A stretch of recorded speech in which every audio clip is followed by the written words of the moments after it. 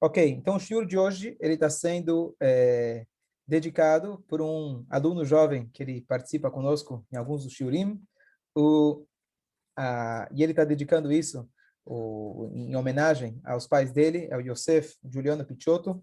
Ele fez questão de patrocinar o shiur, e ele queria saber para quem ele dedica. Eu falei, nada melhor do que seus próprios pais. A gente vai ler agora os 10 mandamentos, e um deles é honrar os pais, aqueles que te proporcionaram tudo, trouxeram você para esse mundo. Então, ele está dedicando, então, para os seus pais, Alberto e Ieda Picciotto, e que eles possam ter, se Deus quiser, vida longa, prosperidade, saúde, naches. E queria aproveitar também e convidar todos aqueles que quiserem participar, patrocinar. Isso ajuda que a gente possa, Bezrat Hashem, dar mais e mais shurim. E aqueles que ainda não estão acompanhando, a gente tem agora um canal no Spotify, que já está com milhares de cliques, milhares de visualizações, ou pessoas que ouviram. E só colocar lá, tem Rabino Madovani, tem Rabino Avraham, a gente se separou por nomes, fica mais fácil de acompanhar. E tem várias outras plataformas também. E em breve a gente vai também colocar no site da sinagoga todos esses shiurim, separados por temas, etc. E Bezrat Hashem, cada vez mais o pessoal vai aprender a Torá. A quantidade de pessoas que, Baruch Hashem, mandaram mensagem, que recentemente alguém que ficou com corona por um tempo, Baruch Hashem ficou bem, ele falou que ele conseguiu escutar, acho que quase todos os shiurim durante esse corona, são 500, mais de 500 shiurim que tem lá. Então, Baruch Hashem, a gente não sabe o alcance disso, como isso realmente transforma pessoas. Eu comentei recentemente com uma pessoa que há um tempo atrás eu comecei a fazer Netilat Yadayim no Motzei Shabbat. Quando termina o Shabbat, tem aquela refeição da noite do pós-Shabbat, está ligado com Eliyahu Navi, está ligado com Mashiach. E esse é um costume, talvez não tão difundido. E eu lembro que talvez 20 anos atrás, uma pessoa na Yeshiva mais velha falou, olha, é muito importante fazer isso. E eu falei, é muito importante, tá bom, mas não levei a sério. E 20 anos depois, eu me lembrei, falava, né, o que eu posso fazer, o que eu posso melhorar. E aí eu tomei essa decisão, Bli Neder, de tentar fazer isso todo Motzei Shabbat, fazer o Amotzi, fazer a Seudá como se deve. Então, aquilo ficou na minha cabeça por 20 anos. Eu nem lembro quem é a pessoa, e a pessoa muito menos vai lembrar que ele me comentou. Então, às vezes a gente fala uma palavra de Torá, isso realmente tem um efeito a longo prazo. Então, que essas palavras de Torá possam ser transformadoras para nós, para cada um de nós e para todo o povo de Israel, para o mundo inteiro, se Deus quiser. Nós estamos agora no dia véspera do Rosh Chodesh super especial, a virada do mês, que a Torá escreve para nós, que esse dia, textualmente, a Torá fala que nesse dia o nosso povo chegou na beira ou ao redor do Monte Sinai. E o Monte Sinai é o lugar histórico, talvez, mais que causou um impacto mais radical para a nossa história. Tivemos o momento mais importante da história da humanidade, que é o momento que Deus ele desceu nesse mundo físico. Vayered Hashem halar Sinai.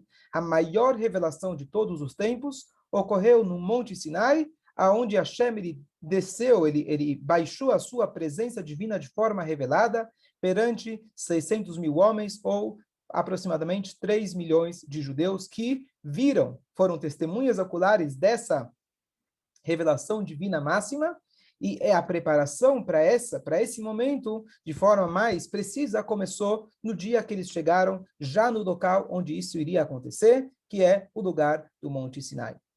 Em relação ao local exato geográfico do Monte Sinai, existem mais do que uma opinião. Hoje em dia existe um lugar turístico que assim é chamado, que historicamente lá seria o Har Sinai. Então, ponto número 1, não temos certeza se lá realmente é o Har Sinai. Existem outras opiniões. E número 2, mesmo que lá é o Har Sinai, é apenas algo curioso e histórico. Porque diferente das terras sagradas, como Eretz Israel, Jerusalém, Beit HaMikdash, que aquele lugar se tornou perpetuamente sagrado, a Torá coloca para a gente que assim que terminou o evento histórico, Deus ele subiu do Har Sinai. E aquele Har Sinai deixou de ser um lugar especial. Então ele só é apenas um lugar histórico, mas aquele lugar não manteve a sua kedushá, a sua santidade. Então o que a gente vai discutir hoje é o que aconteceu no dia que eles chegaram no Har Sinai. Então eu queria começar com uma história muito bonita, que essa história pode se aplicar em qualquer shiur, mas eu estava lendo essa história, eu queria contar para vocês, eu acho que é uma coisa muito, muito bonita, importante, um conceito de vida, e a gente pode viver com esse conceito, é transformador. Vira e mexe, a gente fala com pessoas. E cada um descreve a situação do mundo, do Brasil, da economia, diferente. Uns falam, estava aqui no Shabat, a gente estava falando, por exemplo, de Israel.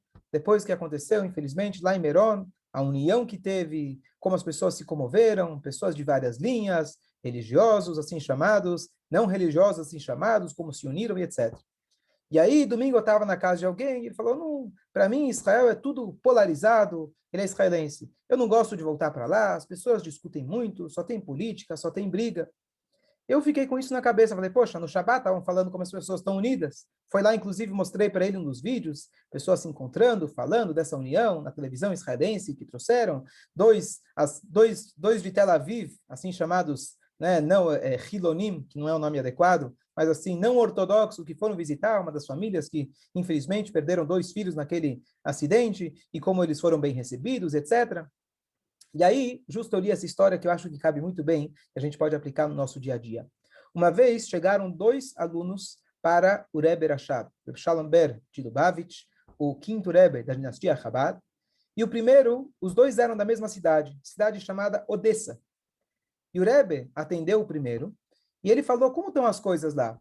Ele falou, olha, os seus alunos, Baruch Hashem, estão dedicados, estão estudando, estão unidos, estão rezando, estão fazendo tudo como se deve, são honestos nos negócios. Começou a falar muito bem. E, antes dele sair, o Rebbe deu para ele 10 rublos. Tá bom? Chegou o próximo, e ele ouviu, pelo jeito, mais ou menos, o que o primeiro relatou ao Rebbe. E o Rebbe perguntou, como está em Odessa? Ele falou, Rebbe, eu vou ser honesto. A coisa não está nada legal. E começou a descrever um cenário completamente contrário que o primeiro tinha dito. As pessoas brigam, as pessoas não são honestas, as pessoas não são dedicadas ao estudo, e assim começou a descrever. E o Rebbe deu para ele 1 rublo. Aí ele vira e fala, Rebbe, meu amigo, conterrâneo, acabou de sair daqui, e ele contou um monte de história para o senhor. E o senhor deu para ele 10. Eu lhe contei a verdade, eu fui honesto, o senhor me dá 1? E o Rebbe vira e fala para ele o seguinte, o que está acontecendo em Odessa, eu sei sozinho. O Rebbe, com a sua visão profética, ou com as suas redes de informação, ele sabia exatamente o que estava acontecendo. A minha pergunta, na verdade, não era o que está acontecendo em Odessa. A minha pergunta era, em qual Odessa você está vivendo? O primeiro está vivendo numa Odessa de união, numa Odessa de honestidade, numa Odessa de reza, de estudo e assim por diante. Você está vivendo numa Odessa completamente diferente. E é isso aqui, na verdade, uma lição, acho que de vida. Todo momento da nossa vida, nós podemos escolher em qual Odessa eu quero viver. Eu posso sentar e ler o jornal e falar, como todo jornal quer dizer, o mundo está para acabar. Mais notícias em seguida. Esse é o resumo de todos os jornais. O mundo está para acabar, mas em seguida já trago porque o mundo está para acabar. Essa é uma forma de enxergar o mundo. Tem uma outra forma de você enxergar o mesmo mundo, e eu queria compartilhar com vocês algo curioso, que acho que, não sei se eu comentei com vocês aqui no Shiur, mas eu estava falando com uma pessoa que teve corona, e ele falou, olha, uma das coisas que eu aprendi, e eu concordei com ele, enquanto eu não estava bem, eu parei de ler jornal. O que adianta ler jornal? Mais milhares estão infectados, mais, infelizmente, tantos faleceram, e assim, você não vai melhorar, você vai entrar em pânico. Então, uma das descobertas que eu tive nos momentos que é proibido estudar a Torá, cada um pode entender, no momento que a gente está sozinho, eu coloquei assim no Google, Good News, e eu achei lá um site muito bom que chama Good News Network. Não estou ganhando porcentagem deles. Good News Network. E a cada dia eles colocam apenas boas notícias. Notícias inspiradoras. Notícias que nesse dia, no calendário, aconteceram coisas boas, revolucionárias pelo mundo nesse dia. E desde este dia, Baruch Hashem, não abri mais nada para ler notícia do STF, para ler notícia do Bolsonaro e sei lá o que mais. E Baruch Hashem, isso tem me feito um bem tremendo. Um bem tremendo. E é o mesmo mundo. É a mesma, é um outro jornal só. Ele é menos conhecido, porque notícia ruim é o que vende. Mas, realmente, eu posso dizer que a minha saúde emocional melhorou bastante. Em vez da gente ler coisa ruim e a gente ficar chateado, claro que tem coisa que a gente tem que acompanhar, claro que tem coisa que a gente tem que saber o que está acontecendo, mas o nosso foco tem que ser no Odessa positivo. E a partir daí, a minha saúde emocional melhorou bastante. Eu acho que é uma coisa que cada um pode escolher aonde você quer viver. A gente pode viver num mundo ou a gente pode viver no outro. E ambos, a gente não precisa fugir da realidade. A gente precisa buscar as coisas positivas em cada momento da nossa vida. Acho que isso já é um shiur por si, um ensinamento muito grande que eu tive todas essas últimas semanas. Então, eu queria primeiro compartilhar com vocês, antes de entrar propriamente no nosso tema. Então, como já foi introduzido, o Mordecai falou, e assim a gente sabe, infelizmente, a natureza humana nos separa. Quem foi que fez essa natureza? Quem foi que criou a diversidade? Quem foi que criou que cada ser humano não tem a mesma íris, não tem a mesma marca digital, que não tem a mesma voz, que não tem a mesma cara, que não tem a mesma cabeça, muito mais? Isso foi a Kadosh Baruch Hu. E o tema que a gente vai falar justamente é que a Torá descreve que no dia que eles chegaram em volta do Monte Sinai, Vaichan Sham Israel Neged Ahar, o povo acampou, e a linguagem no hebraico é no singular, em volta do monte. Dizem nossos sábios que Ish Echad Belev Echad, como um só homem, como um só coração, e em todas as outras passagens, viagens do povo, isso não aconteceu. Ou seja, ao longo de 40 anos, houve um episódio, um momento, que todo o povo se uniu. Então, primeira pergunta fala, bom, se o povo lá que recebeu a Torá, que estava com Moshe, que estava com o maná dos céus, eles conseguiram só uma vez se unir, o que vai ser da gente? Será que temos esperança? Mais um detalhe, ao longo dos dias de preparação para receber a Torá, eles chegaram lá no Rosh Chodesh. A Torá foi dada só no dia 6 ou 7, tem discussão. Mas ao longo desses 6 ou 7 dias, todos os dias Hashem foi se comunicando com Moshe. Se preparem, não toquem, não cheguem perto da montanha. Olha, eu estou indo para dar a Torá, tem que se preparar e assim por diante. Mas no dia que eles chegaram, Hashem, Moshe, não comunicou nada com o povo. Por quê? Porque eles estavam cansados do caminho. Essa é a explicação simples. Pergunta aos nossos sábios. O povo estava extremamente ansioso para chegar lá. A gente sabe da contagem dos Firat Omer que eles estavam contando, desde que eles saíram do Egito até chegar lá. Quando finalmente você chega no local, imagina uma criança chegando num lugar de viagem. E ele chega lá depois de muitos meses de espera, e ele chega, vamos dizer, em Orlando, na Disney. No dia que você chega, papai fala, olha, hoje estou cansado. Hoje está cansado? A gente chegou, eu vou direto. Posso não ter dormido 3 noites, mas eu vou direto. Eu quero lá. Eu vim aqui para isso. Não vou perder tempo. Então, o que acontece é, os sábios perguntam, mas espera aí, se esse é o dia que eles chegaram no local aonde iria ocorrer o momento mais transformador da história da humanidade, por que será que nesse dia Hashem não falou nada? Cansado, cansado? Não importa. Se a gente está ansioso por alguma coisa, você vai escutar.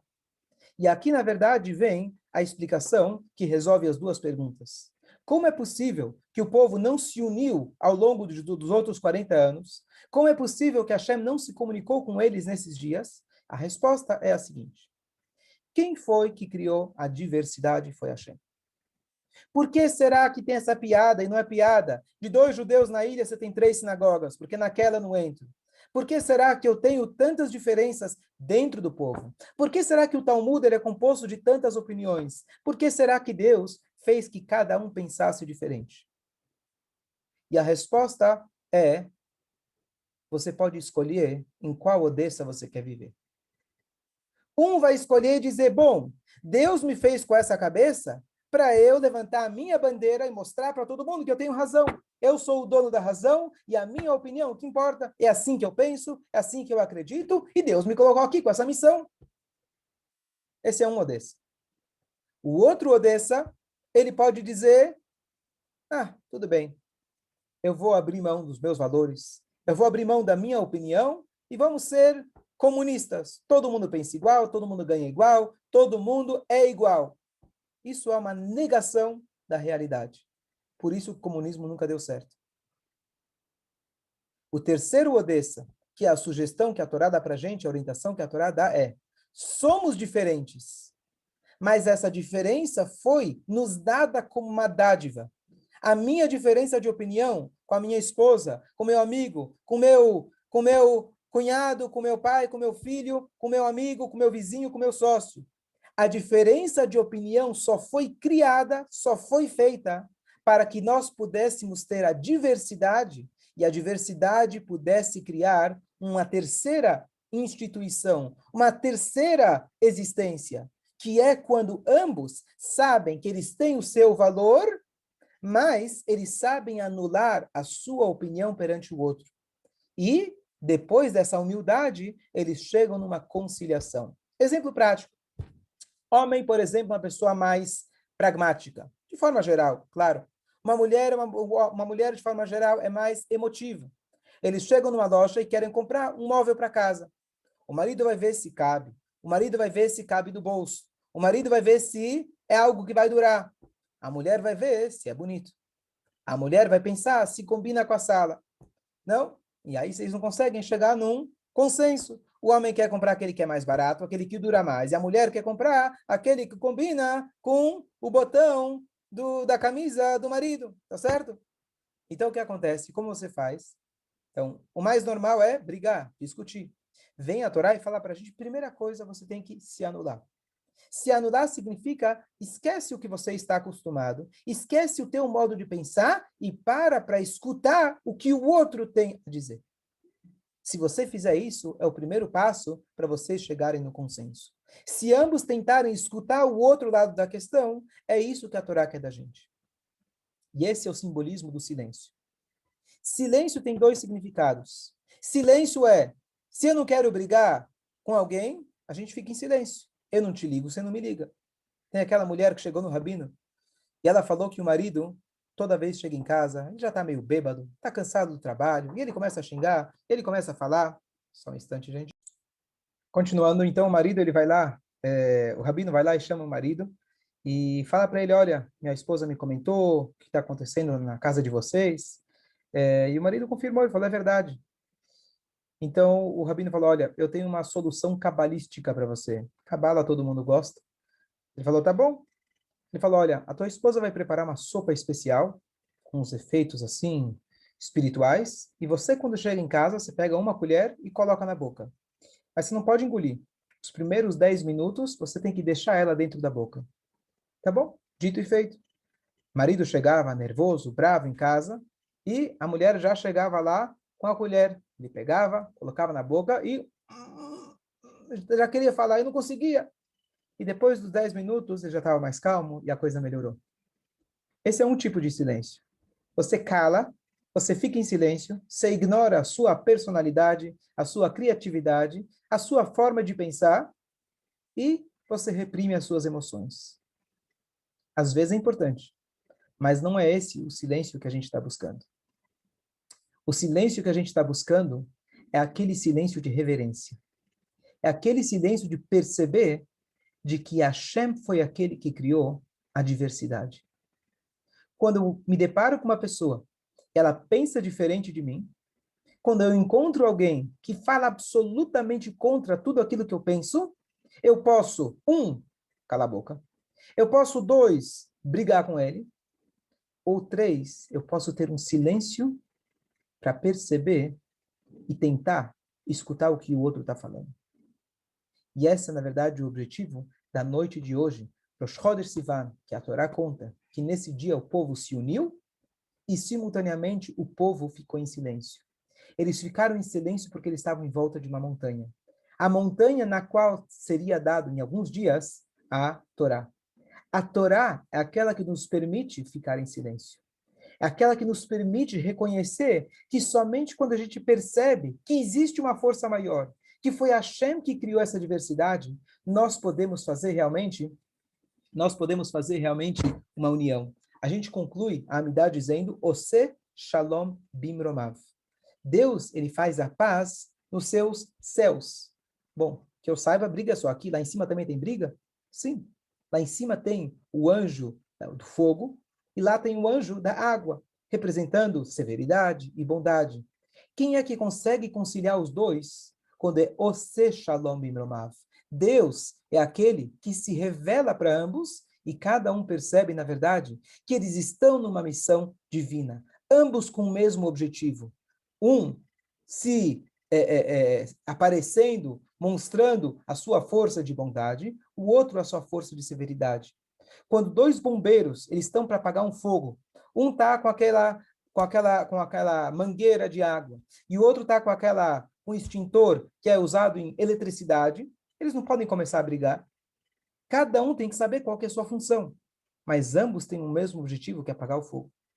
Às vezes, a gente é capaz de pisar na mangueira do outro, porque agora sou eu que estou apagando. Agora sou eu que estou fazendo. Você pode parar de apagar? Que eu quero levar o nome. Eu quero mostrar para todo mundo que fui eu que apaguei o fogo.